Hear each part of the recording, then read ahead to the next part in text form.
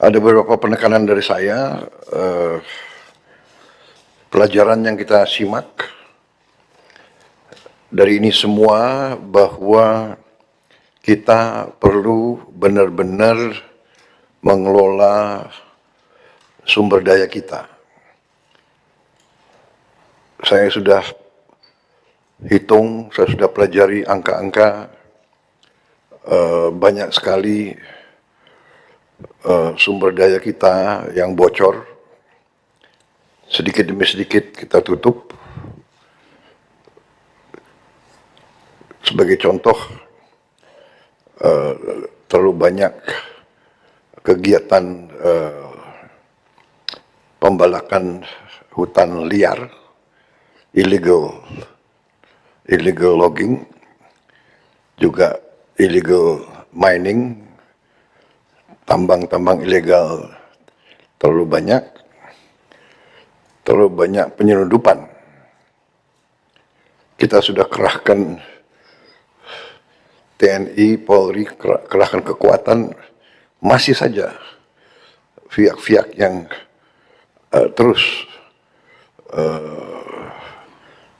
tidak mau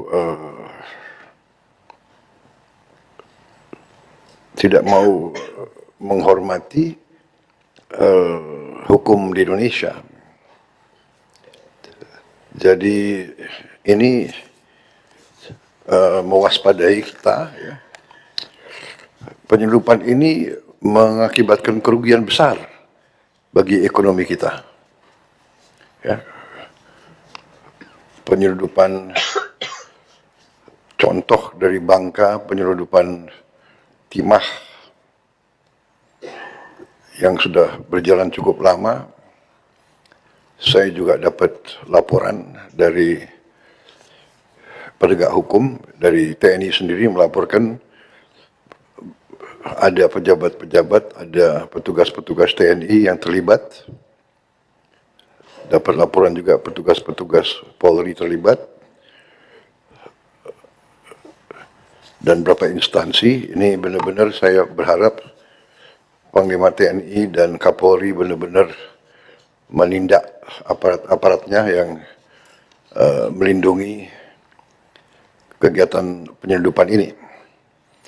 Dan juga kegiatan-kegiatan ilegal, pelanggaran hukum, ini harus kita hadapi dengan serius, ya.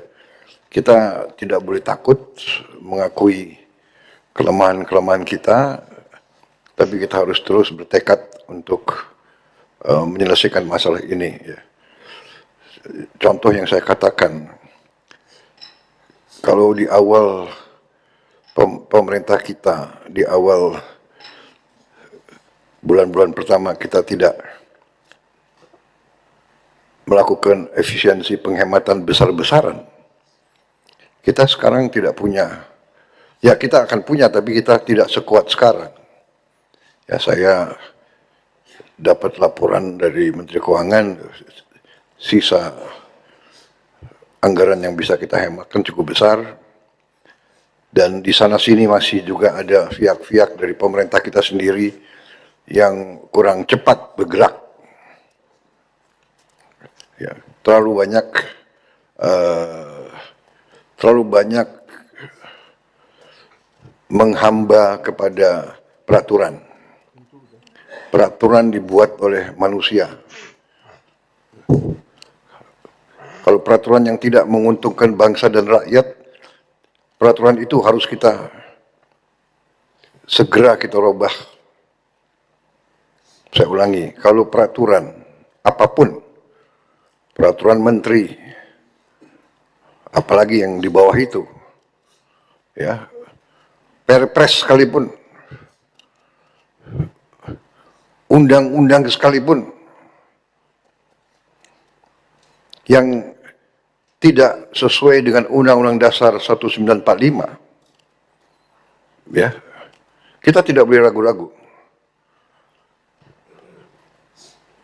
Undang-Undang Dasar 1945 jangan jadi mantra. Saya ingatkan, khususnya di bidang kehidupan sehari-hari, berarti pasal 33 itu yang menyangkut kehidupan ekonomi, saya minta ditayangkan ya. Ini sekali lagi, untuk kesekian ratus kali saya tekankan. Ini sudah jelas sekali. Perekonomian disusun sebagai usaha bersama berdasar atas azas kekeluargaan.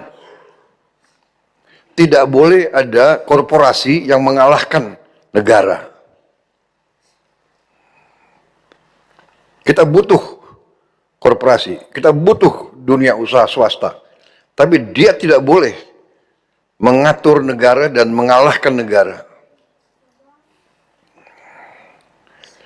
Kedua, cabang-cabang produksi yang penting bagi negara dan yang menguasai hajat hidup orang banyak dikuasai oleh negara. Bumi dan air dan kekayaan alam yang terkandung di dalamnya dikuasai oleh negara dan dipergunakan untuk sebesar-besar kemakmuran rakyat. 4. Perekonomian nasional diselenggarakan berdasar atas demokrasi ekonomi dengan prinsip kebersamaan,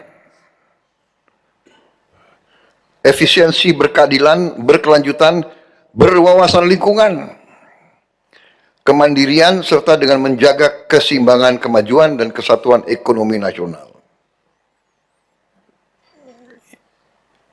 Yang kelima, ketentuan lebih lanjut mengenai pelaksanaan pas diatur dalam undang-undang. Jadi, sekali lagi, semua peraturan, semua produk-produk hukum yang tidak sesuai dengan pasal 33 ini, kita harus berani, kita tinggalkan dan kita rubah. Haluan kita harus mengacu kepada Undang-Undang 1945, pasal 33. Saya sudah pelajari beberapa konstitusi negara-negara lain.